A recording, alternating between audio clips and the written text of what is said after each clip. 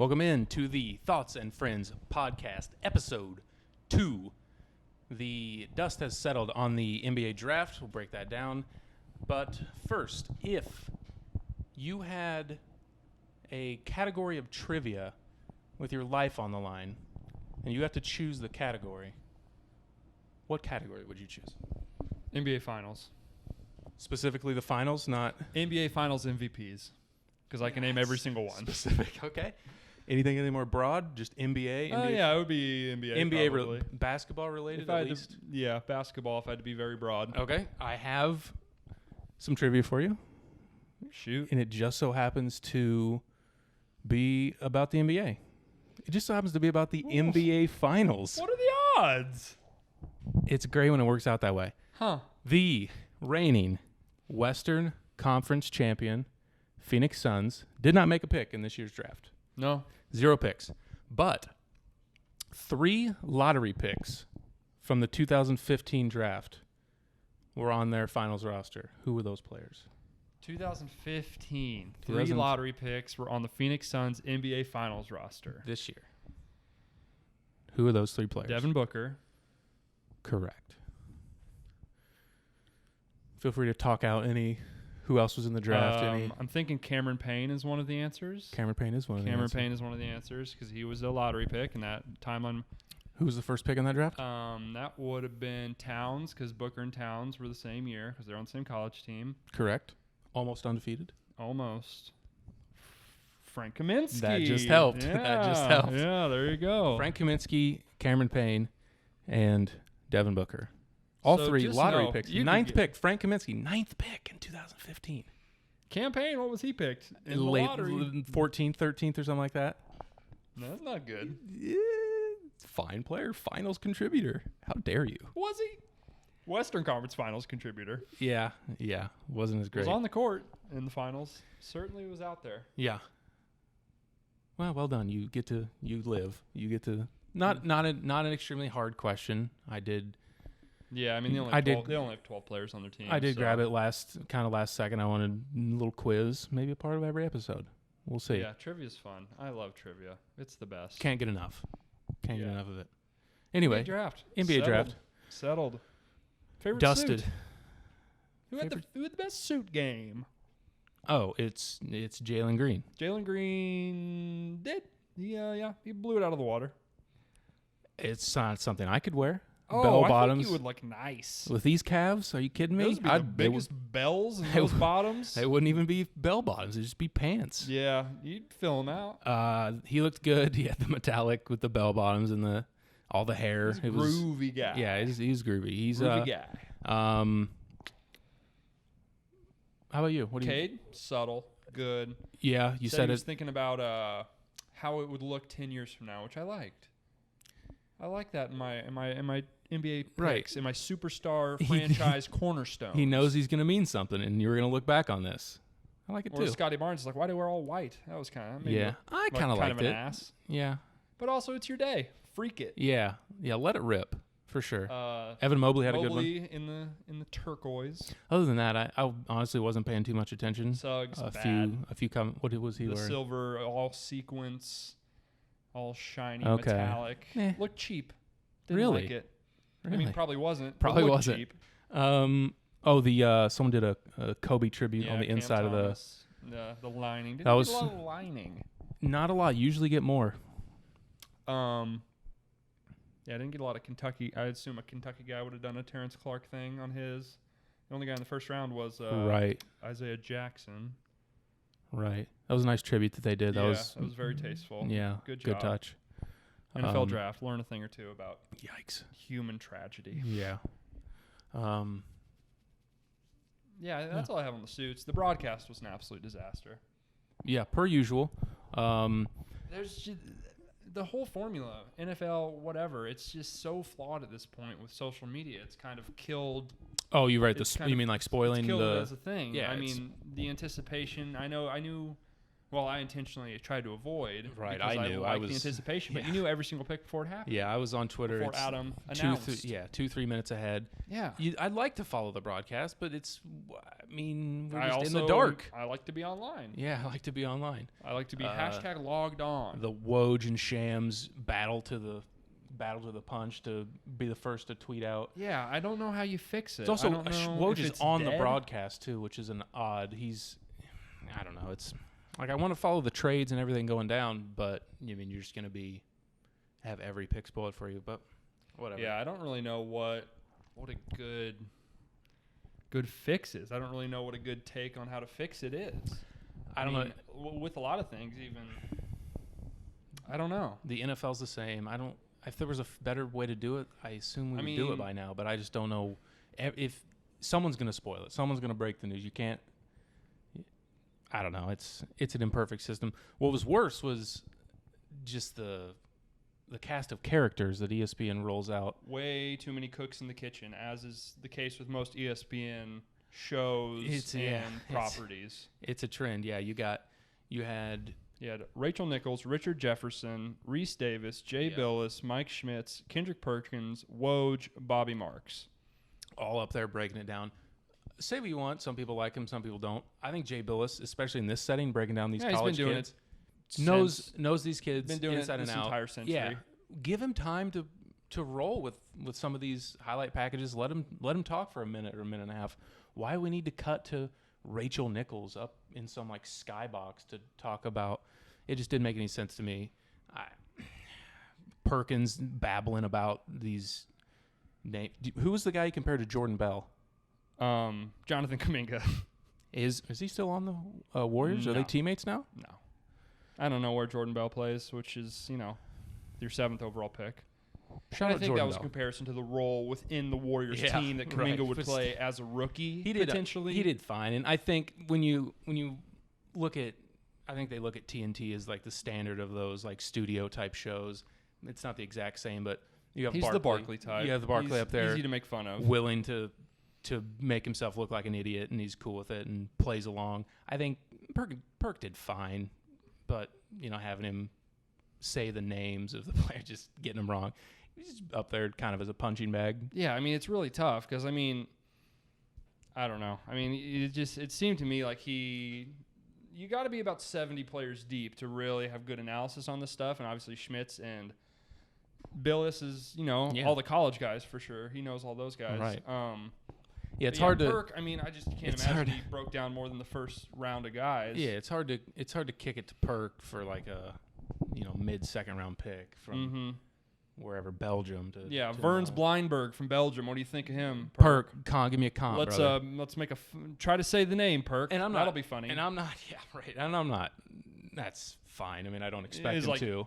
I don't really. Never heard of that guy. Verns Blindberg. Never heard of him. But anyway, when the guys get picked, though, you still need to be able to say something about them. Somebody does. Other than just like read your sheet, shooter, Memphis. Yeah. Okay, I think Memphis could use this guy as a shooter.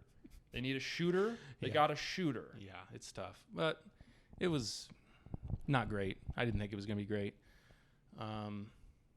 Wish I had a fix. I'll think about that. Why don't you lab something up and? Oh, I loved they mic'd Cade up, and any mic'd up segment at this point is so stupid and so bad. They mic'd him up, and he hugged his mom, and he said, "I love you." Wow. Thrilling. That was enthralling. I assumed he said something. What is it? I noticed this with the Olympics too. When they just hang with them too long. They just keep them rolling. It's just Get rid of the mic'd up. We don't want it anymore. We have some of it's okay, but we have a much more in-depth look at these players. My God. Off the field, and we know too much about them already. I don't need any more. In 1985, when you didn't know anything about any of these people, and you heard them speak, that was interesting. They have personalities now. We kind of know a lot. I know everything about most of these guys. Yeah, that's true. That's a good point. Especially the NBA. You could say something interesting. That's the other thing I don't understand. It's like you can't just throw it out if you mic them up. He's like, well, we got to use some of it. No, you don't. You don't. Scrap it. He told his mom and daddy loved him. I'm shocked. What a clip. Huh. What a sound That's bite. wild. Anyway. Who would have thought? Before we go to the draft, the big move pre-draft, really the only big trade. Well, not really set the tone because that was the biggest move of the night. But yeah, Russ goes to the Lakers from the Wizards. Going back to the Wizards, we have Montrezl Harrell, we have Kyle Kuzma, we have Kentavious Caldwell-Pope, and the Lakers' 22nd overall pick in this. Who the Wizards eventually traded to current Indiana, draft, and they dealt that. Thoughts on Russ in LA? So it's obviously a very interesting fit. I think we have seen over the past since LeBron went to Miami, you usually need 3 superstars or 2 top 10 players to win. They now have 2.5 superstars probably. Who's the half? Go on. LeBron. Never mind. No, but with Russ, everything you love about him is also his biggest weakness. He plays so hard and he goes so hard, but I don't know. I think it's a little overblown. His effort, he plays purely off instinct most of the time, which it seems like as a 32-year-old 10-year NBA vet, you should know how to make a defensive rotation, know your assignment, and he just goes completely rogue at the end of games and kills his team a lot of times. I think he's a guy that can give you a lot of regular season wins because he's going to put up triple-doubles. He's going to put up 20 and 10s. But when the playoffs tighten up and he has to make decisions, play within himself, do what's best for the team, and be able to pull back, which he's never been able to do, is pull back and, kind of find where he fits in, find when to attack, when to defer. That's going to be a big problem. He's been in this situation a lot. He's been paired with superstar players a lot in his career, and it's always seemed that the consensus is they would be better without him. He's the problem. And that he leads to more losses because he just makes so many bad plays, so many plays that affect your outcome in a negative way, whether that be his inconsistent defensive effort, inconsistent defensive awareness. It's tough, and he turns the ball over too much. He shoots the ball too much. Yeah. Good stat. Among players over the last, I don't know how many years, like couple seasons, that have over like 1,500 3-point attempts, he is dead last by a mile in percentage. I believe it. It's not a strong suit whatsoever. Oh, but that's the problem, is that it's not a strong suit, but he shoots it as if it is It a is strong his suit for him. strongest suit. You would think irrational confidence is Just a good little to a self-awareness. point. Yeah, I think. And at this point, he's not going to ever develop that. He's 32 years old at this point. I don't think he's going to. He is who he is at this point. I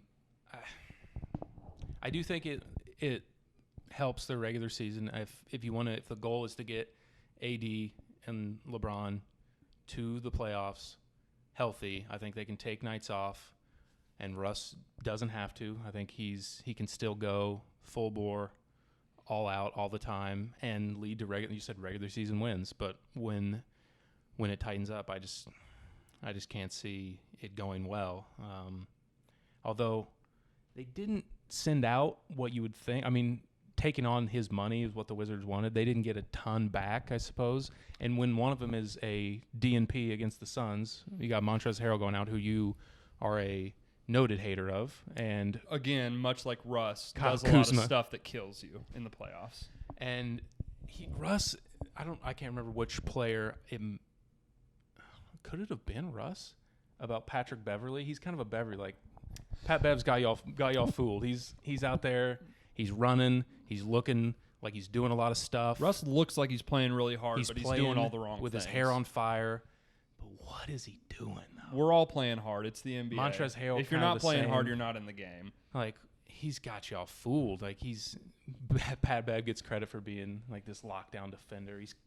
He's a better defender than Russ. True. That's a fact. But he's kind of just like all over the place, and I don't know. I look to Russ whenever I'm breaking down these draft prospects, and I see like these athletic gifts, and I'm like, projects as a defender.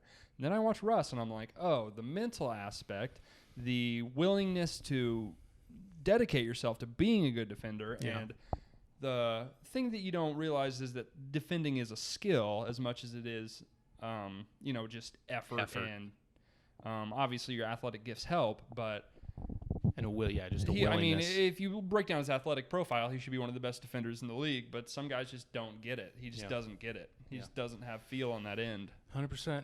I think the roster as is wouldn't work. I'm sure they're not done. They can't be done. I mean, they lost KCP, who didn't shoot well in the finals, but is a career almost 40% three-point shooter. I mean, he's a 3-and-D guy. I'm sure they're adding guys like that in the near future.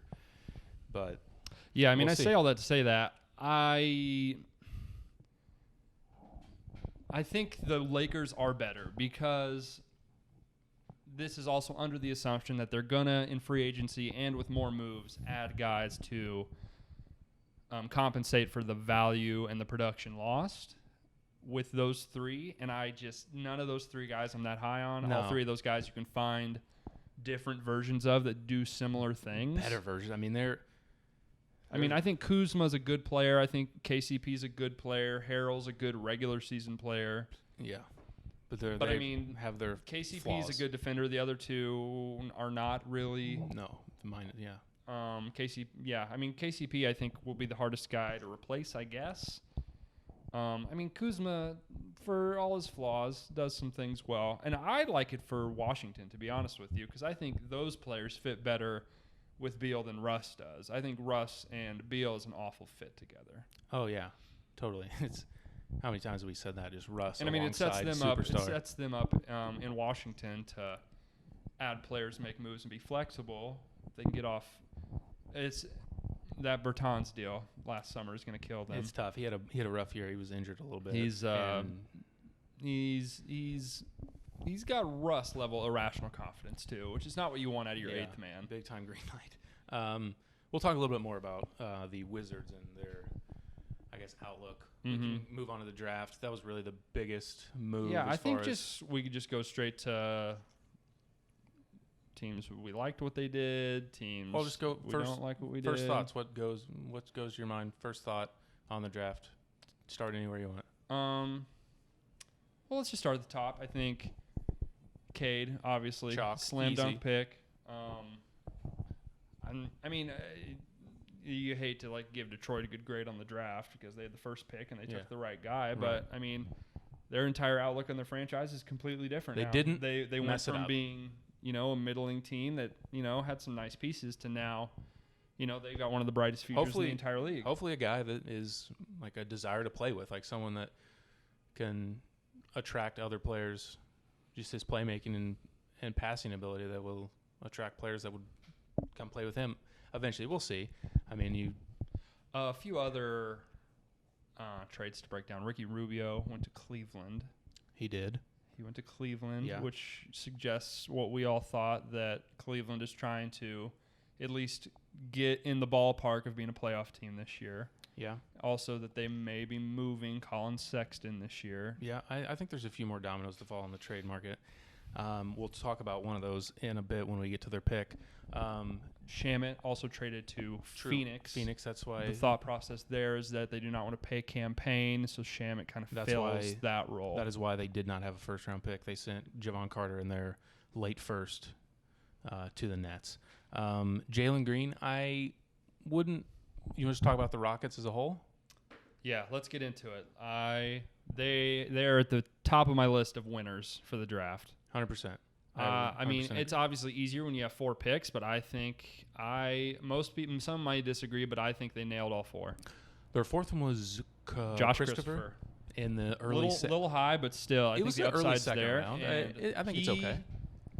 I think he fits perfectly with the type of team they want to have, which may not be a winning team, but they're going to be putting the ball in the hole, to say the least. They've got bucket getters. So they got Jaylen Green with their first pick at 2, which, if he can live up to his potential, 20-ish, 25, you didn't mess it up. That seemed like the pick. Yeah. I think he's going to fit there because it seems like all their players have an ultimate green light, for better or for worse. Mm-hmm. Next, they traded down to OKC's pick at 16 to get Şengün. Yep. Was that right? Am I right on that? It was mid-teens. It was mid-teens. But it was not their pick to begin with. They did trade back, yeah. They traded back. Or, I'm sorry, I believe they traded up. Şengün started falling a bit, and I think they moved up to grab that pick Okay, and, so yeah, and pick him. Either way, regardless, they got 16. Şengün at 16, and then they picked at 23, and they got Usman Garuba. Love who it. I think adds something they don't have on that team, which is a lockdown defender, a guy who brings some toughness and some grit on a team of guys that are, more scoring finesse type of players. Yeah, 100%. Then I thought they just did a good job of kind of scooping value as it fell. I thought Şengün was, some people mocked at 9 to the Kings. Mm-hmm. He fell to the mid-teens out of the lottery. And I don't know they the didn't fit with him and Christian Wood. I don't know if they plan on keeping Christian Wood. Christian Wood could be a chip that they move for more I don't picks. think they'll move him. I think they'll move him for the right deal, but I don't think they're in any type of I rush. don't think it would be a rush. They're not going I anywhere. think conceivably those two could play together also. Sure. But you also have Jaylen Tate and Garuba, who both kind of play the 4 also. So, I mean, not that I'm that in love with Jaylen Tate, I guess, but Yeah. and then at 24 they got Christopher, who I mean is a good. You got 3 guys who you kind of know what you're getting. Maybe not Şengün. Right. He's a little thinking bit of a swing, but Christopher's a swing. But I think at the peak of his potential is a good player. But again, a guy like we kind of talked about. If you question a guy's feel, it's a little scary. I misspoke on him. I thought he was another pick that went in the early second. He went 24th. 24th, yeah. Right. Him and Garuba went back to back. Fine. Decent value there, I would say. All in all, yeah, I thought it was slam dunk. They don't have a lot to look forward to before tonight. I thought they did a good job of getting some guys that 2-3 years from now you can be pretty comfortable being rotation pieces on a team that's winning. I think Garuba's a perfect. For whatever reason, Lou Dort keeps coming to mind for Garuba. I don't know, just Garuba's more of a larger version, just a lockdown guy that would contribute to a winning hoop. I mean, he can guard any position. Maybe he can shoot. Probably not. Probably not, but just PJ Tucker type of vibe.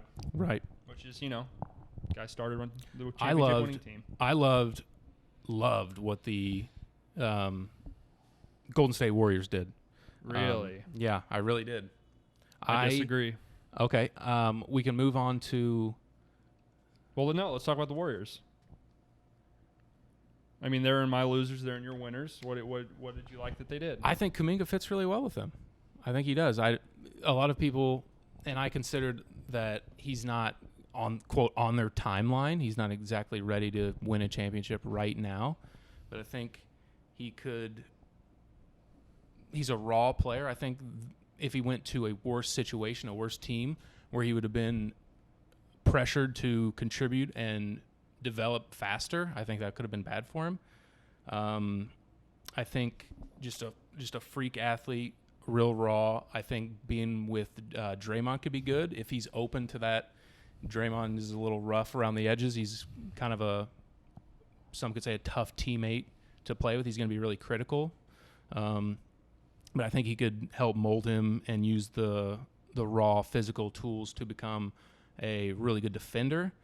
I think spot up shooting, he could be all right playing off of Steph slash and be maybe a 3-and-D guy right away. And then 2-3 years from now, if the upside pans out, kind of take the mantle from Steph and be more of a ball dominant guy if the potential's reached, and have Clay and Steph kind of play off him rather than the ball in Steph's hands. Here's why I don't like it. I think Kuminga's really far away. I think he's so far off. I don't even think he gets I don't think he'd even get on the court in a playoff game this year. Don't think he's going to play? I don't even think they'd play him. So for that reason, I don't like it. And I think the reason they took him maybe is as a chip, as an asset. Maybe. That could be. The best asset available, which I think is maybe what they did with Wiseman last year. Although they didn't have a center, fits a little bit more into what they do. I didn't really love that unless they were going to trade it. I didn't love Kuminga for that team. I just don't think he's contributing to your team for 2 seasons. And then Moody at 14 is a good pick, but I think neither of those guys are really contributing to your team in the playoffs this season. That's possible. Yeah, it's possible. I think for their window, it would have been better off to just trade the picks or trade down. I didn't love that they took a swing on two guys when you already have a giant project that you're already trying to bring along. True, yeah. Considering, where Wiseman's at, maybe not the best. I mean, option. I don't know. For a team that's on their timeline, a team that's, trying to win now, they got a star player that's in his mid 30s, early 30s. Yeah. I don't love it. And I think he's a guy also who could, if he is more ready than people think, could have the highest increase in value in a year from now. I just think from watching him play, I just think he's so far away. I think he just needs to play on a team where he can make mistakes, or he's not gonna be allowed to make mistakes on this team. Yeah, that's the other side of the development type point that I made, where he's going to be pressured to shoot 15, 20 times a game, maybe. That those mistakes are whatever, kind of fine in a... Yeah, whereas here, I mean, you got to think... I do love... I mean, Draymond, he's probably a good teacher, but not the most loving, not the most caring. That's to say, if he's got the right attitude... He's not going to bring him along with kid gloves. No, if he's got the right attitude, it could work. He will be yelled at. Especially when they've got Wagner, the pick after, who fits much better, I think contributes to your team this year probably, fits a need. Sure. I'm not that high on Wagner myself, but yeah, I didn't like the pick for Golden State. Moody at 14, I guess, is okay pick. That was another reason why. The two of them, I think obviously he's more ready. I think he can contribute. Yeah. Good size, good length, play on I think both of them are very switchable in a league where Draymond could play the 5. If Wiseman's maybe dealt, I think they're switchable and athletic and long. I think that helps their case to get on the court. I don't know. I'm higher on it than you are. Yeah. I mean, well, that's kind of the nature of Jonathan Kuminga. I mean, he's polarizing. Very polarizing, for sure. Let's get back to the Wizards, because I really liked what they did tonight. Okay. I thought they got off the Russ deal, and I think the 3 guys they added complement Bradley Beal very well. I think all 3 of those guys are, rotation level NBA players, which they were playing guys that were not rotation level NBA players. In the trade, you're talking. Correct. Okay. Kuzma, KCP, Harrell, and then also Kispert. Yeah, who'd they draft? Kispert I didn't love as their pick Me there. either. I think there's other guys out there that they could have taken at 15 off the top of my head. Guys they could have taken at 15 that would have been better. Take a swing on... Yeah, maybe take a swing on a guy Johnson, because it seems like trading Russ means they're kind of moving their timeline back. They're maybe more willing to rebuild it because you forget how young Bradley Beal is. All indications is that he's kind of fine in Washington. He wants to sign. So Kispert's a weird one for me. I mean, if he becomes a Joe Harris type of player, then obviously we're gonna say, well, I told you so. Yeah. But I don't know. I just think there were some more higher upside guys they could have taken there. But didn't hate the pick, didn't love it. One of the bigger things was trading 22 and getting Aaron Holiday. I really liked that for them. Yeah. Replaces kind of they needed a point guard, obviously, because they got rid of Russ, and I'm a big Aaron Holiday fan. Yeah, that was a sneaky... Did that happen a little prior to the draft? Was that... It was, whatever, because they got 22 from Washington. That was and sneaky. Indiana sent Aaron Holiday. That was sneaky. Yeah, that was a solid move. And then in the second round, one of the guys I like the most out of any of the second round picks, Isaiah Todd. They got him also stretch big. Yeah. So, a sneaky solid night. Yeah. For them getting off the Russ money, getting some serviceable role players back. I think people will kind of forget about what they did tonight, but I think we'll look back in the middle of next year and we'll see a lot of these guys are contributing to their team, and they'll probably be a better team than they were last year. Yeah. Maybe. The biggest initial surprise was that Scottie Barnes went ahead of Suggs. A lot of people had it pegged to go, and I kind of wanted to talk pick 4 Toronto with Golden State because you brought up the trade chip. Adding Scottie Barnes to Siakam, OG Anunoby, Chris Boucher just seems like a lot of the same type. It seemed like Suggs was just tailor-made to slide in there and play make and defend, be versatile. They didn't feel the same way. They like Scottie Barnes. Does that mean to you that Pascal Siakam is on the move? I think potentially. I think also there's a school of thought that they have all those type of players because they really like that type of player and the scheme they're going to draw up. I think you saw with Milwaukee this year, you get a bunch of big, long guys, and you just kind of completely take the paint and the middle of the court out of the game for the other team, and you make them beat you from deep. I think this roster put together could do something similar.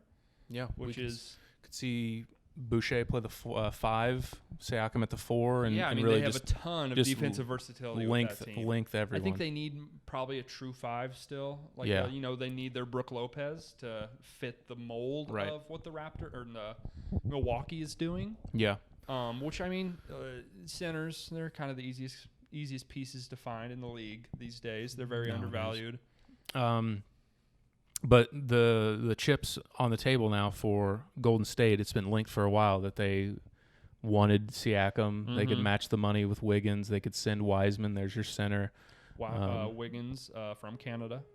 Canada. Another moves anything for you if you're moves Toronto. the needle. Maybe that I don't know. him. The Kuminga Maple Jordan. Oh dear. But the thing is, if those were chips for Siakam, Kuminga and Moody, they're kind of more of the same. They don't really. They would kind of be. Yeah, I think they just really like Scottie Barnes. I don't think they thought too much about the fit. I think they just thought he was the guy they wanted. Yeah, and on the flip side of that, I liked Scottie Barnes for Orlando, but I mean Suggs is I think that's slam dunk. Such a colossal W for Orlando. Slam dunk. A team that historically seems to always be picking one slot behind the great player. They're always missing the guy by a spot. They're always getting bad luck in the lottery. This year, it fell perfectly for Orlando. After going in, being so bad, we thought that, getting 5 was a colossal jumped loss him. for them. Toronto jumped him in the lottery, yeah. Everyone thought, they were kind of screwed, but now you get a legitimate point guard with star potential. Yeah. And then you get Franz Wagner, who I think is a solid player, winning player. Yeah, I think he's a winner. Also 19 years old. I mean, he's won at every single level. Franz, that is, and Jaylen Suggs. Yeah. I think you get some toughness. I think you get some basketball IQ, and I think Suggs has a colossal upside. So I really like that for Orlando. Yeah, I think they got a slam dunk with that. I like Scottie Barnes too. Similar to Toronto, might have been like more of the same there. But I mean that's the way of the league now. Suggs is a perfect fit for that team. Perfect fit. I have Orlando as one of the biggest winners of tonight. I would agree. The backcourt there is getting a little crowded but sure, it is what it is. I don't think any of those guys are that good that I'm that committed. There's no choice here. It was Cole Anthony and Fultz. I'm take him or leave him. Yeah, he was R.J. Hampton. Oh. Sorry? R.J. Hampton. I was low on him last year. Sorry? Still not very R.J. Hampton. And then one of the biggest risers, we'll get to a couple of the other ones. Josh Giddey goes to OKC at 6. Did you make a winners losers list? And if so, where did you put them, or did you have them on either? Let's see. I did not put them on either because I don't know. OKC is such a weird team. Let's break down OKC. They're like this island of misfit toys. What are they? So they've got every single first round pick for the next 4 years. They continue to. They're the creator of the I'll take your shitty contract, give me a first for it, and then we'll turn them into. But then they just keep moving these picks. I mean, I don't know. They just keep shuffling. Plan? What are we doing? And this seems like they don't want to pay SGA. I guess the plan is you just hope one of these years you land in that 1 or 2 spot, and then you find because they just don't have their guy to build around. I like SGA. I like him too. I like him, but I don't want to think pay him. He's not the best player on a championship team. He's not. He's a second option probably. I would agree. He's a really good player. Maybe he is. I mean, I don't think he's a number 1 on a championship team. They're just they got outside of SGA. Giddey at 6. I mean. It's a swing. It's a swing. That could be the one we look back on. I'm not super high on Giddey. And then they took Terrence Mann, who scorer, bucket getter. I don't know that he really I don't know. I didn't like either of their picks. Yeah, I thought it was a little early for Giddey. I mean, I realize he has upside. You said that he's LaMelo Ball-ish. LaMelo Ball-ish. Feel, but that's a big He's got really reach. good feel, which, I mean, matters more than your athletic gifts and some other stuff sometimes. I wrote down I'm fine with it. I would have personally probably would have taken Kuminga here, especially with their situation. Just a giant swing with big upside. I would have liked him there better as well. Just a player in Kuminga who has a less than zero chance to be a top 1, 2, 3 player in the class. And I don't know on Giddey. Didn't love it. It seems like they don't have a great direction other than just acquiring as many picks as possible. Yeah. And we saw what that did. We saw what that did with the Celtics. I mean, it's good. It's good in theory. Can I cut you off? So we're going to talk brightest and bleakest futures in the NBA. Let's save the OKC talk because I think we're going to talk OKC. Okay, I think so in too. that segment. So That's let's get through the draft first, and then we can dig in. Well, let's move on to the biggest gasp probably of that, at least the first one, and they came kind of quick. Number 9. I was jumping around. I was cheering. I'm the number one. Oh wait, I'm talking number 9. You're talking 9. You're talking number 9. Who are you thinking of? I'm talking. Oh, Zaire I'm talking, at 10. I'm talking. Yeah, we'll get to him. You called that. You're really high on. Well, I'm talking 9 to the Kings. Davion Mitchell, one of the worst picks of the draft. One of the worst picks of the draft. Go on. Davion Mitchell's a fine player. They are a team that just drafted a guard last year. Their best player is a point guard. They want to win now, but Davion Mitchell, you have players on the board who could potentially start and help your team, as opposed to Davion Mitchell, who will not start. He's a 6-foot-tall point guard who defends, who is 22 years old, who might not be able to shoot it that well. It's hard to say. He might be the second best Baylor guard in the draft. There are just gigantic. I hate that pick. They're gigantic red flags. Seemed like there was no reason they had to take him there. This dude shot 45% last year from 3. Never shot over like 35. Never shot anywhere over 35%. Is a poor free throw shooter. He shot like 64% from the free throw line. I mean, he brings some edge to that backcourt, but it's just he's small. I don't know what their plan is. I don't. I mean, I guess you could say he's a winning player. I don't know how much that moves the needle really for me. Yeah, I would agree. Didn't love it.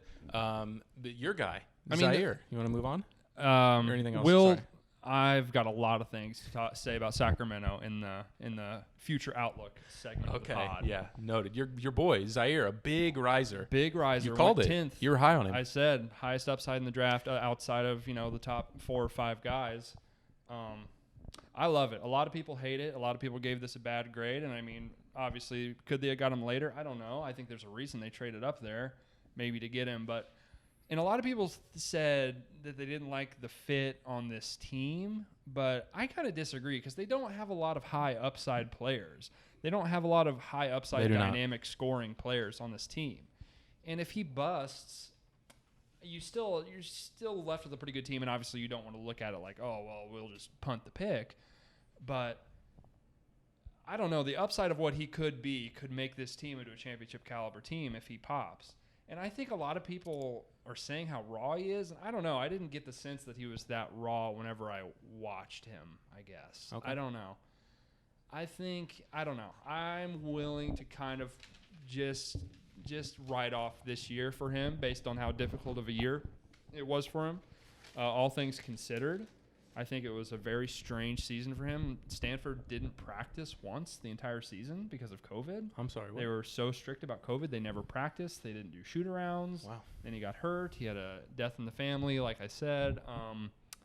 Yeah, you've been high on this guy for I'm super for quite high a while. on him. I'm about as high on him as you're going to get. I mean, he's a 6'9" guy that might be able to be, a second, third option, first option on your team as a scorer.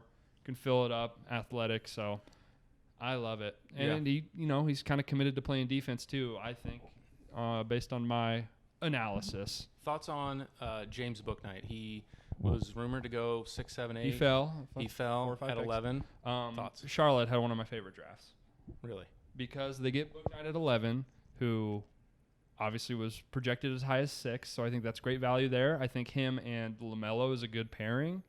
I think you're going to need someone to give you some defense there. I don't think they're going to guard at a very high level, but I think they're a very fun, very dynamic backcourt now, and getting him at 11 is great value. And then they get Kai Jones, who you were high on. I was really high on, and they wanted at 11, and they got him at what?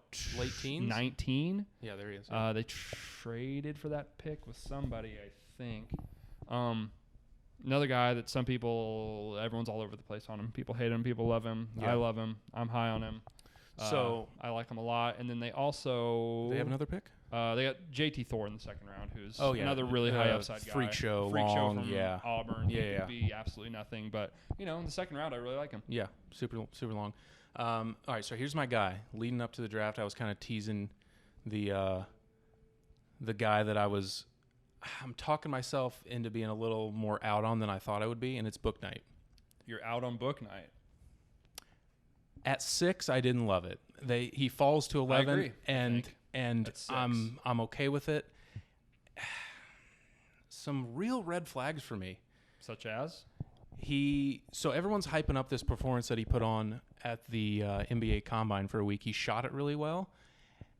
All the percentages in his both years at UConn. Didn't shoot it well in college. Did not shoot it well, man. He shot 29% from 3. The stroke looks solid most of the time. Shot looks good. I think you can chalk some of that up to shot selection, which needs. He was the guy whose usage rate was through the roof. He was a chucker. He was a gigantic chucker. And for a guy that just had the ball, his usage rate was mid-30s, which is very high. For a guy that had the ball in his hands all the time and was chucking, he averaged like less than 2 assists a game. Yeah, he's not a playmaker, which is why I like him with LaMelo. He won't be asked to do that. It's a decent fit. That's true. On that front, he can play off of him and I guess just gun. He's not a... You can just kind of ask him to be what he is, which is like Jordan Clarkson. And at 11, that's fine. I was at 6. I didn't love it. Like a team that's close to a playoff team. You get a dynamic. That's why I said option. Today before we recorded that I was backing off my hate. I just not a plus defender. I mean, he's plus athletically, getting to the rim. He's really smooth, pretty good with the ball. Just the shot is a big red flag, and I don't love that everyone's just kind of forgetting about it because he had a good week. Yeah, shooting against air at the. His mechanics look different. A lot of people think that he's worked with a coach. His mechanics look different. His mechanics look better, but yeah, it's a giant red flag. Giant red flag, and he does. I mentioned Davion Mitchell doesn't shoot free throws well. He does. The stroke looks okay. That's the a stroke good thing. looks if good. If you shoot free throws well, that's usually a good indicator that your percentages as a pro will kind of even out at some point. At 11, I'm fine with it. I backed off. That take. So all in all, Hornets. You liked Kai Jones. I trust you on that. Love Kai Jones. So pretty good. Obviously, a big swing. One team that just to mention that I kind of like what they did. I don't really like one of these players, but at the spot he was chosen, I kind of didn't hate it. Was Atlanta. They got Jaylen Johnson at somewhere in the 20s. A guy who was a projected, top 10 guy going into the season. I don't love him. And then they get Sharif Cooper, who was one of the more bizarre stories of the evening. Fell from a potential lottery pick to somewhere in the mid-40s. We've done most of the lottery now. Let's talk your favorite draft winners and losers. The Hawks are number 1 on my list. Really? They're number 1 on your winners? Well, they're at the time. I didn't put a number next to them. I wrote them down first. Jaylen Johnson and Sharif Cooper for a team that doesn't need much right now. They can take a nice swing on Jaylen Johnson. What was it, 20, 21? Where did he get taken? 20, okay. And then scoop the value on Cooper as a backup point guard. He went mid-second round. Yeah. I thought it was great. They don't need anyone right now to contribute. I think Jaylen Johnson can be patient and hopefully develop into something nice and run it back. I like what the Hawks have. Yeah. One of my favorite drafts. I'm starting to question myself on Cooper based on how much he dropped. Right. A lot of people were. I mean, obviously he's a small guard that can't shoot, which is, in this day and great. age is not good. And I mean, his shot is bad. His shot is maybe unsalvageable. So maybe that makes sense. I don't know. But he passes and 20 he and 8 dribbles. 20 and 8 as a yeah. freshman, which is tough to do. Tough to do when you can't shoot. I mean, yeah. I already mentioned draft winners that I like. I liked the Warriors. You didn't. We mentioned the Rockets. Let's see. I didn't hate what the Clippers did. Where'd they get Keon Johnson? 21, right after Jaylen Johnson. I like Keon Johnson at 21. I like Keon I think Johnson that's a win. as well. They ended up through the grapevine of trades. They ended up getting Jason Preston, who could be a decent backup with wing or a point guard with some length. Guy you're rooting for. Yeah, guy you're rooting for. Don't hate that. And then they picked up B.J. Boston late in the second as a big swing, an upside guy. Maybe nothing, but I mean, there was a reason he had the high pedigree. He was really high ranked in his high school class. Went to Kentucky.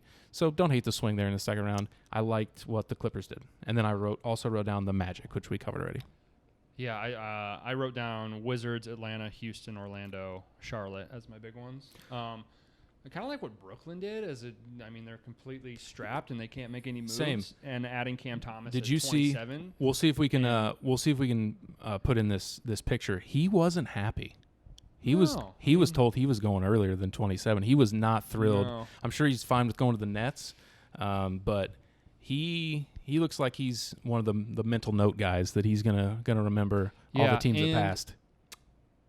This is probably the best case scenario for him on a team that he can never have to do the things be that himself. He doesn't do. Yeah, just be himself. Let me shoot it every time I touch it, and I'm never going to pass. I'm not going to guard anybody. Nope. I'm just going to chuck and get buckets. And they also got Daron Sharp. They needed some size. A lot of people liked Daron Sharp going in the draft. He lost a lot of weight. He showed some shooting touch in workouts. So yeah, I didn't hate that. That's all I had for winners. Ayo Dosunmu, our boy. Our guy. Going Finally. to Chicago. Coming home. The Bulls. It was very stoked about that. We very had to excited. wait. We had to wait longer than we thought. Maybe some thought. I didn't think it was out of the question that he would slip to mid-second round, but he goes to the Bulls. The hometown team scoops him up from Illinois, and we'll get to see a couple games probably. Yeah, down the street. Yep. At the United Center. That'll be a lot of fun.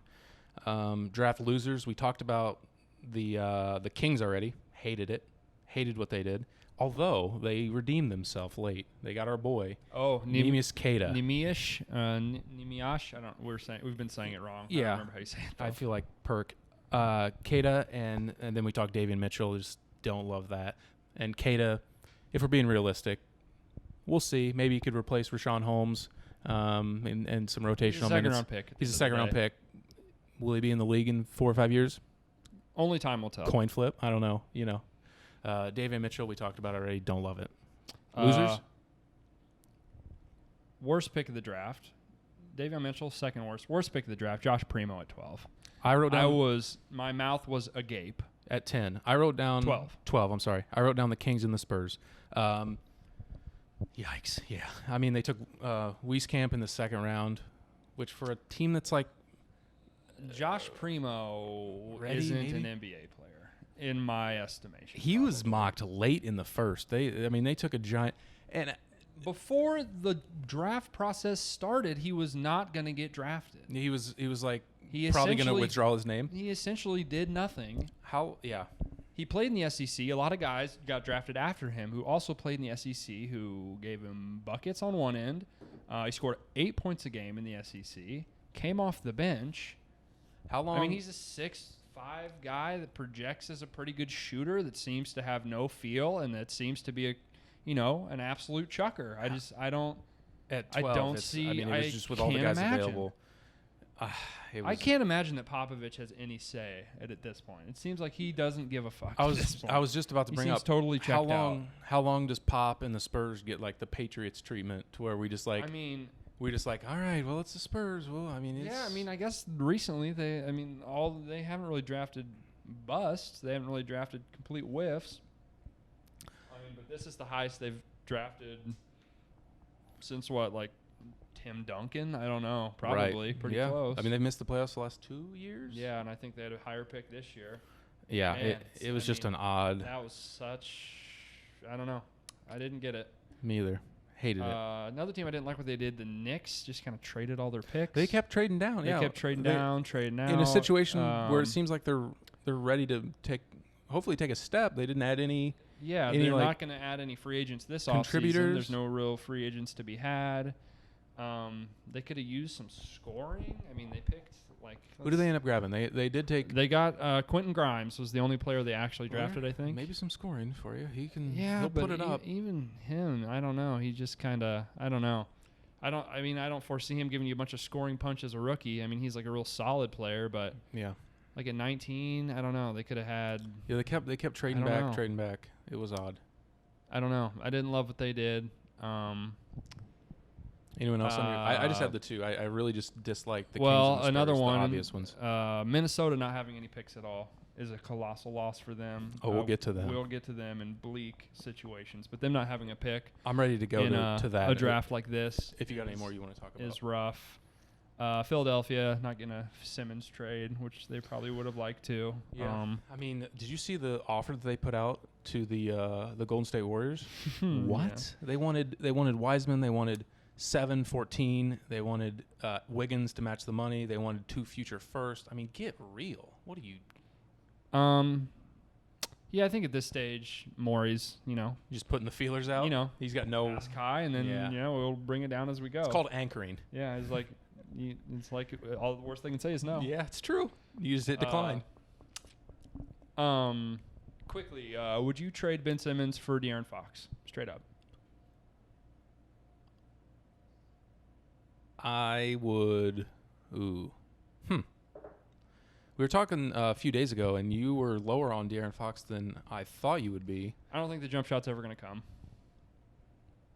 So you'd rather have Ben Simmons? I'm leaning. I don't know if I'd Fox. rather have either, but I think for both teams, it makes sense. I'm leaning De'Aaron Fox, and I agree that I like that. It's intriguing to swap them two. Yeah, I think giving them both a restart. I think Fox fits better with what Philly needs, maybe. Yeah, interesting. Something to think about. Interesting. I like that. Yeah, I'd probably go Fox, but it would depend on situation.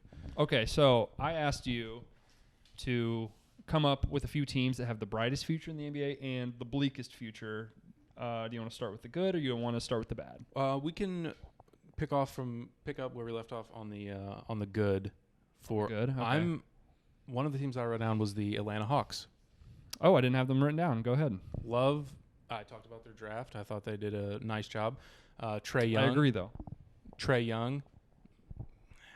For as much as I hated on him, the defense it's not a problem. He's not a good defender.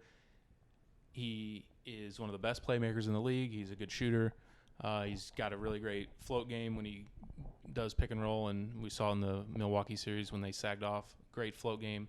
Excellent passer. Got to give him credit. He's one of the best players in the league. And just their cast of players around him, just a lot of solid guys. There's no one that I think has giant upside. You got Bogdanovich, you got Kevin Huerter, you got DeAndre Hunter, Cam Reddish. Let's see, John Collins, who's a restricted free agent.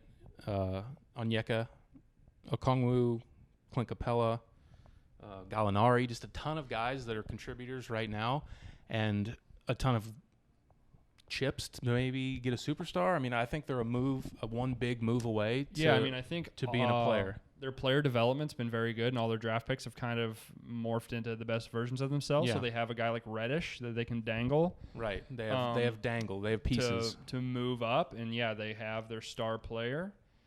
They were 4 wins away from being in the finals this year. Yeah. Probably a year ahead of schedule, and I didn't really expect them. Yeah. I think they're a player for someone big soon to pair with Trae Young. Atlanta's, a desirable place to live. Yep. Could live in worse places. Trae Young's a good player to play with, I would imagine. They've got kind of a ball stopper, Collins. We'll see what they do with Collins. He's like a fringy. Yeah, I don't know what they do with player. Collins either. That's the thing is they have to figure out their second best player situation. But I think they've got all the chips and the money to match if they needed to make a big move. Mm-hmm. I love the upside of Okongwu. Injured most of the year, but got some minutes in the East Finals. And who do you like? I would say arguably number one team that I'm most excited to see what they do is Detroit. I think adding Cade to this team. You're already there. I'm already there. You're obviously projecting with something like this, and I picked a team that's obviously not as ready-made as your team, but they're going to have nothing but cap space with a player that's, a desirable player to play with. I really like their GM, Troy Weaver. It seems like he's done a really good job in the last 2 years that he's been there. Yeah. They hit on both their picks last year in Stewart and Bay, and then you already have kind of that veteran Grant and Jeremy Grant who can kind of build a culture, is a versatile piece. I like that they kind of dumped Plumlee's salary. They're just very flexible right now. They have a ton of draft picks coming back. So, I mean, I don't know. I think with Cade and the flexibility they have, I think they have a giant upside to what they could be. Yeah, my initial thought when you were talking about dumping that salary was like, well, maybe they should take a year and go OKC and maybe get a first and take on. But Cade might be I think ready it's almost right now. I mean, it might be. We might skip that phase. Yeah, I don't. They're not going to make the playoffs this year, but No. I don't see them getting like a top 5 pick unless if he plays the whole year. The way we knew right away with Luka and how he burst on the scene just immediately, they might be ready, a year, 2 years from now to make like a big move and get their Porzingis or whatever. Add the second guy. Yeah, he's that type of player. We'll see. Yeah, so I really like what they've got going. Who else do you have? You mentioned something that is a slight negative for them, but I did write down the Memphis Grizzlies. I have them down as well. Ja Morant and Jaren Jackson I love Jaren Jackson, although he's been injured. I love what he brings. Defensively, shoots it from outside pretty well. He's got an odd kind of like weird-looking shot, but jump shot, but it works. Effective. I'm up in the air on Dylan Brooks. I think he brings something to play next to Ja Morant that kind of works. Who'd they lose to? That's to the Jazz eventually, and gave them a nice series. I think they're one player away from being in the conversation in the West. Zaire Williams. And he's adding him, and I trust that he has upside. I don't know much about him. But outside of those three guys, Brooks, Jaren Jackson, and Ja Morant, the rest of the roster is fine. But I think they have really solid role players, which a lot of teams like that have. From Duke, the shooter, they have Grayson Allen, they have Dylan Brooks. They hit on both of their picks late this year when Bane and Desmond Bane Tillman flashed. Okay, yeah. both contributed to a playoff team, which, I mean, is great. And they have 8 first-round picks over the next 4 seasons. Good stat. Or maybe that's 8 total. I don't know. They just pulled the OKC move that's coming popular. They took on Bledsoe. They took on Bledsoe and Adams, and shipped out Valanciunas. They shipped out Valanciunas, which was, I guess, an odd move. But they traded up, I guess, if they wanted. They traded up to 10. And that was why. One thing on a team like them that's not a free agent destination, having big contracts that you can move is to important. Get the guy rather than sign him. Being able to trade for guys and having those big contracts that you can do to make money match is important. And I think a lot of that's a good point. NBA fans kind of neglect to remember that. That is a good point. Yeah, they have it now. They have Bledsoe and I don't love Steven Adams. I don't love Bledsoe, but I think they're both good NBA players. So. Yeah, I think they're both rotation level NBA players. A really good wing away from being a player in the West. Probably a center too. But yeah, sure. Yeah, I really. And if they hit on this 10th pick that they traded up for, I mean, who knows? Anyone else you got? We kind of already talked about Houston, and I'm a little. I don't know. Like, they've got a lot of good players and they got a lot of good pieces, but I just don't foresee these guys becoming a winning team. I don't know. It's just a lot of up and down, shoot it, defense optional type of guys. Excited to see what they have, but as far as translating that into wins, I think they're still pretty far away. But I wouldn't put them in a bad spot either. I mean, no, I don't hate what they've done. Quick kind of retool, dealing Harden. I wish did they have a chance to keep? He slipped my mind. The Pacers have him now from Karis LeVert. Did they have a chance to hang on to him in that whole carousel? Wouldn't have hated if they would have somehow hung on to him. But they have Wall. And again, they probably don't want to pay him. Whatever. He's due for a deal in a year or two. Yeah, that's true. Soon. I think a lot of people after the Harden trade were like, they didn't get any players back. They didn't want to get any players back. They have more first-round picks other than OKC over the next few years than anybody in the league. Yeah. They'll probably still be bad this year because Jaylen Green could probably score 27 and they could still have the worst record in the league. I wouldn't be shocked by that at all because that roster is so abhorrently bad, so devoid of talent. They still have Wall. You're talking about the Rockets, right? Yeah. They still have Wall. They have Christian Wood. They were a joke last year. That's true. It's bad. It's bad. You're right. It's bad. Stat that I saw, or I remember from the season, a guy What was his name? I don't know. A wing, Kyrie Thomas. His second career game, he put up 22 shots. You've never heard of him before. I have not. So that's just, kind of what was going on with them last year. So I still think they're pretty far ways away, and I think they are firmly in the Chet Holmgren sweepstakes for this year, which, bright future, I guess, there. Yeah. Any other likes? I just said those two. Last team I want to touch on, I think I really like what they're doing is Charlotte. LaMelo is obviously poised to be a star. I like what they did in the draft this year, and I like a lot of their other young pieces.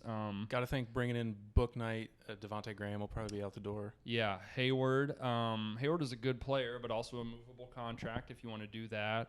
Rozier, I think, is done after this year. Yes, he's 1 year left. And Graham's restricted, maybe? It seems like Borrego kind of gets them going. I really like the way they played this year. I don't know. They seem to play well together, and if I was a Charlotte fan, I'd be pretty excited, I think. Yeah, I mean, you hit on LaMelo, and he's won Rookie of the Year. Exciting is a good way to put it. Yeah. I think they're going to be they could. They're a few steps away, but the blueprint is definitely there. We'll see what they do. Rozier, I don't know if that makes sense moving forward after his deal's up, and I'm sure now that they have Book Knight that Graham will not be matched as a restricted free agent. Yeah. Any other likes? No, let's get to the stinky. Let's get real stinky. I have a definitive top 3 teams in the bleakest outlook. Okay. What about you? I wrote down 2. One that I think is, I'd have to think a little longer, but maybe the worst franchise in sports, and we alluded to that. I wrote down Minnesota. Yeah. I mean, they're on there as well. I mean, you could have made this list for the last 20 since the Timberwolves have been a team. You would have probably put them on this list maybe like 3 years when they had Kevin Garnett. I wrote down another team that is not exactly in the same. Let's get into let's talk Minnesota. Okay. D'Angelo Russell ain't it. That he's kind of unmovable. Unmovable. Nobody wants him. He makes $30 million a year. Not get an asset back for that guy. He is not a winning player. Andrew Wiggins became a winning player. He's going to score 24 a night or whatever and play no defense and lose. It's kind of indicative of. They do have Karl Anthony Towns, who is on the Supermax or Max extension. They have him, but at this point, they're so screwed. They have to trade him. Basically. He's a ticking time bomb. He's a ticking time bomb. They have no move to make with him, really. And outside of that, I mean, they have Anthony Edwards, who they got in the first pick last year. But I mean, I don't. He seems dynamic. Point, I don't see him as a winning player either. Though. I don't either. I think he's destined to be kind of Russell-ish, to put up 26 a night on a bad team. Yeah, they don't have. They somehow have no players I like and no draft and no picks. They have no picks. Yeah, it's a total disaster. I think it's sooner rather than later. They've made all these moves. They did the Butler thing. They did the Russell thing. They will not. They will not let themselves fail and build it up from the ground. They try to leapfrog the process and take another jump for minimal gain. And you got to think, I mean, they've been such a bad team for so long, the entire existence of the franchise, that they're just so sick and tired of losing that it's so hard for them to tear it down. Yeah, they're so desperate and restart to take a step that they just keep getting in their own way. I mean, the reason that the Warriors had the 7th pick was Minnesota's. It's just continue. A team that's rebuilding that needs to blow it up and rebuild again is as bad as you could possibly, bad a spot as you could. I'm trying to think of worse even other franchises outside of basketball. It's in a bad way. They do have Towns, and I can't imagine he would want to stay around much longer. But I mean, if I'm them, I think you cut your losses, you trade Towns, and you throw Russell in there. No intriguing like prospect. No intriguing. No, they have Jared Culver. Right? Jared Culver. Okogie looks like he stinks. Like this. I mean, it's real bleak. They seem to have missed on all their picks, also, other than Towns, who was the number one that they could have just like taken a fan poll and got that one right. So I'm gonna bring. Are you done crushing the Timberwolves? Yeah, they're in an awful way. I wrote down a second team, and I went a little bit off the board. They also have probably the worst owner in professional sports, so that could have something to do with it. Right? Didn't they just get? A-Rod A-Rod do the right thing. Yeah, A-Rod. I don't know. Do the right thing. I wrote down one was a little bit off the board that wouldn't probably jump to your mind right away, I wrote down the Spurs. Yeah, no, I had them bound too. They were Really? in my top 3, definitive top 3 worst situations. They don't have a single player on their team that I like. I would say that's a little aggressive. They don't have for a me. single player on their team that I would be committed to building around. 100%. They have. If some you nice go through the players. best, if you go through the NBA Jam teams of every single team in the league, the top 2 players, They could be worst. they're worst by a mile. I went They through would it. be They're worst by a DeJounte mile. Murray and Keldon Johnson. Worst by a mile. Yikes. There are 0 6 or 7 teams I would take their 3rd and 4th best player over their 2 best guys. And just 0. I mean, Lonnie Walker is like their 3rd most intriguing they don't have a name. single guy with upside on their team. 100%. DeJounte Murray is a fine player. I think he's good. Keldon Johnson played better than people thought he would. Seems like that's a hit, I suppose. As It seems like Pop's gonna hang it up, and they're gonna be a barren wasteland. And, Yeah. And Becky Hammond's gonna be left with the worst possible scenario, and it's gonna be completely unfair to her. yeah. The DeRozan's out the door. He's going to sign somewhere else in free agency. He had to retire. Aldridge is gone. He had to retire. And then they take a guy like Primo, who is not the ready draft to play. is a disaster. And the draft is a disaster. Would not feel good if I was a Spurs fan. I don't know what in you. the past, maybe call it the Duncan effect or some other nice players, Parker, Ginobili players that were there. It was a spot, and I think playing with Pop as a head coach, That's the thing. it's like a destination, but it's like I don't think people give a shit anymore. Like they're wore out on the Pop, his whole shtick. I just don't know if it works anymore. I think one thing that with any sport in any franchise, whether it's the Pats, whether it's the Spurs, at some point you can't just say, "Oh, it's the Spurs effect." They got Tim Duncan. They lucked hit out. the lottery. David Robinson was hurt in 1996. They had a championship team. They had a good team. They had a solid, like, Western Conference Finals-ish caliber team. David Robinson goes down. They get the number 1 overall pick, and they get a generational, one of the 10 time. best players that ever lived. And then from there, they obviously hit on Parker. They hit on Ginobili. So credit to them for making those picks. But like them, like the Pats, you drafted Tom Brady. I mean, you can't just say, "Oh, well, we built it. It's, organization this, It comes down to you get sort of lucky and you get a great, great player that falls into your lap a lot of times. 100%. And I don't know that you can't really analyze it more than that sometimes. Yeah, 100%. I think that's well said. I just don't see any free agents wanting to go.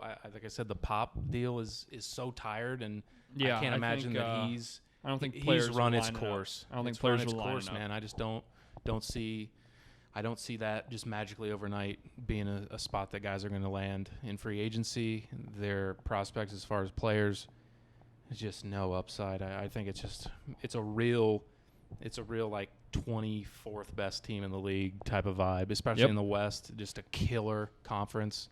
It's just going to be a long few years. I think the prospects are very low. Who else did you have? My other team, who is probably, second to Minnesota, maybe third, is Sacramento. Because they have, like, mediocre talent that will not allow them to be picking in the top 5, which they need to be. They have a young, not a superstar, but young star point guard in De'Aaron Fox, who, I don't know, seems like you probably need to move. They have Barnes and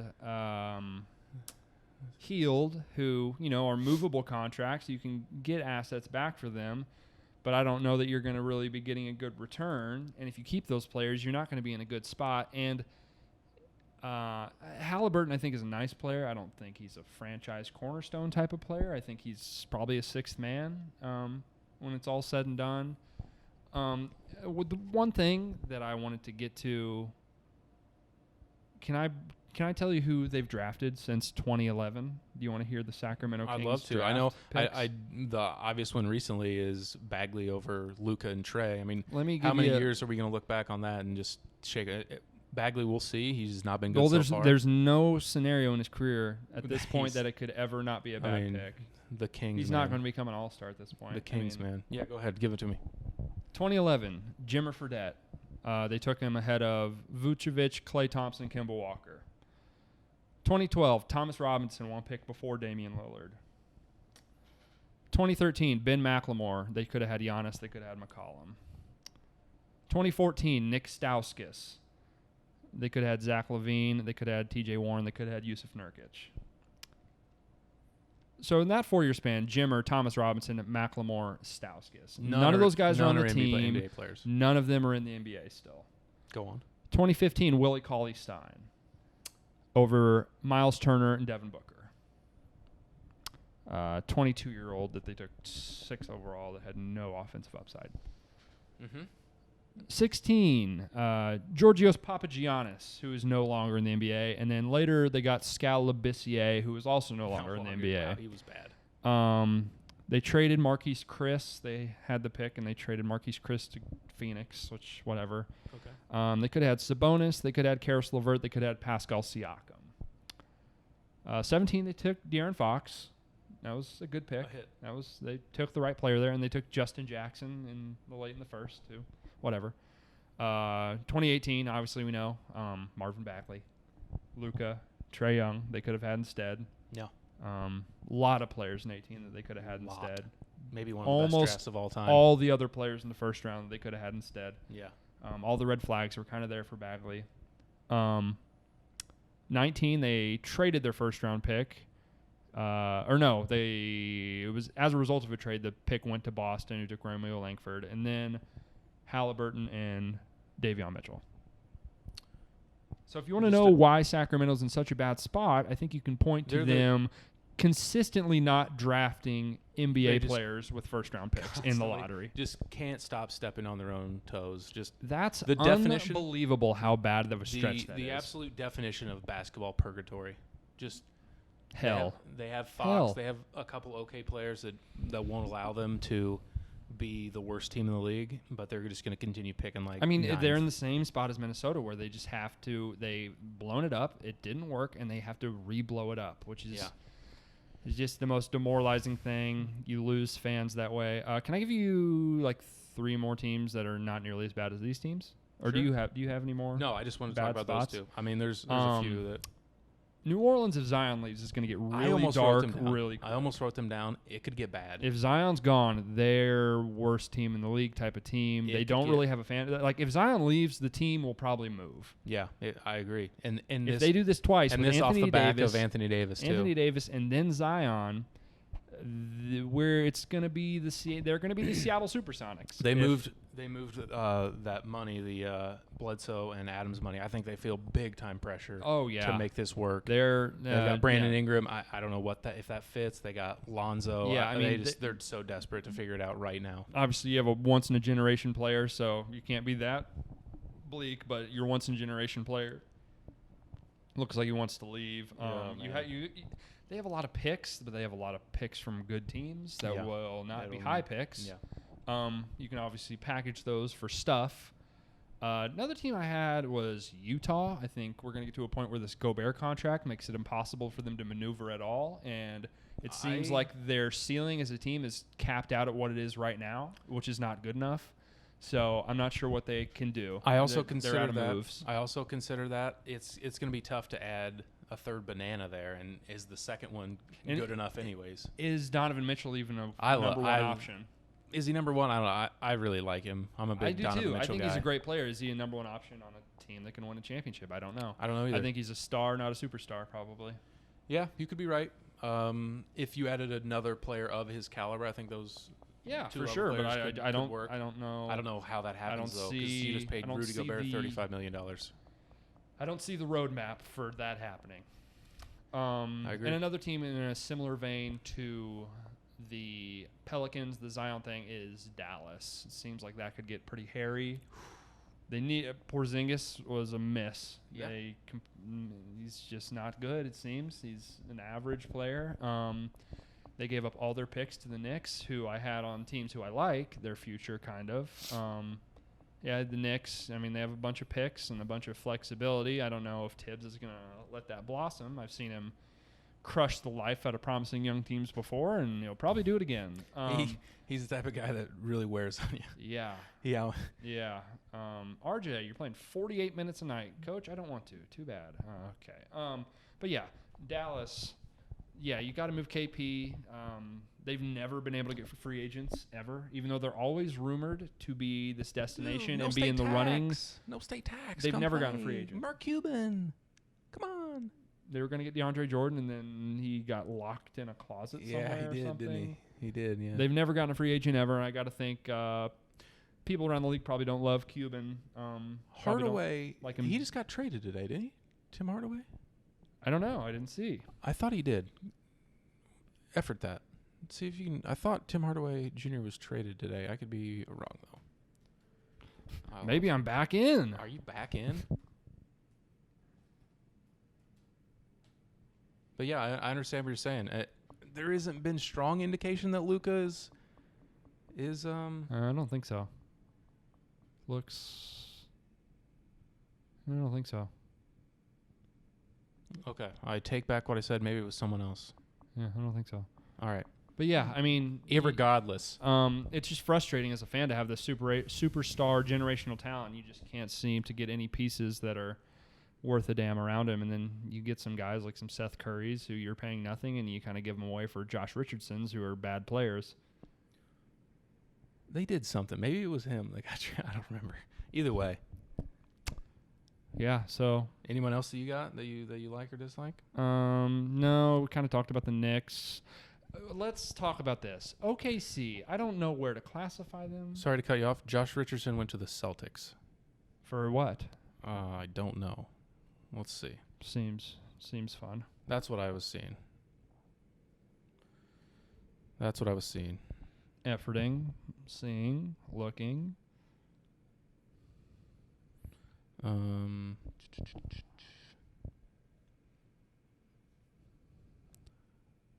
They swapped Tristan Thompson for Chris Dunn. Oh yeah, Thompson went somewhere. It was it turned into a 3-team deal, but I think Thompson.